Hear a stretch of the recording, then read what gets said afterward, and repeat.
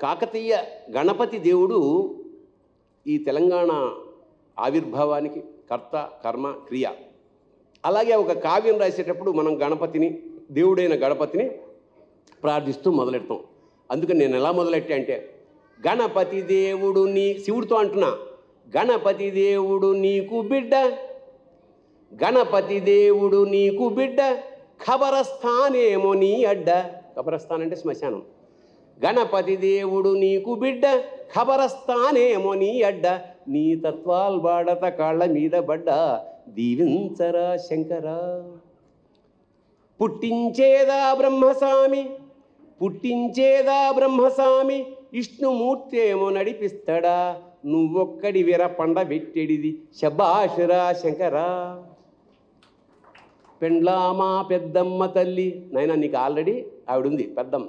పెండ్లామా పెద్దమ్మ తల్లి గంగెంట ఏందీ లొల్లి, పెండ్లామా పెద్దమ్మ తల్లి గంగెంట ఏందీ లొల్లి, 3 కండ్లు ఉంటేనే 2 ఇండ్లాయరా శబాషురా శంకరా. వినాయకుడికి పెద్దోనికేమో సిద్ధి బుద్ధి, పెద్దోనికేమో సిద్ధి బుద్ధి, చిన్నోనికి దేవమ్మ శ్రీవల్లి, మీ ఖాందాన్ మొత్తం ఇద్దరా శబాషురా శంకరా. నాకారావయ ఓనమాలు, నాకారావయ ఓనమాలు. ఓనమాలు అంటే శివుడి గురించిన ఓనమాలు నాకు తెలియవు. ఎందుకు ఓ అంటే, ఓ అని ఎప్పుడు అంటాం, ఓ దూరంగా ఉన్నవాడు ఓ, నా దగ్గర ఉన్నవాడు, మా అందరి మధ్య ఉన్నవాడు, ఈ తత్వం నాకు తెలియదు స్వామి.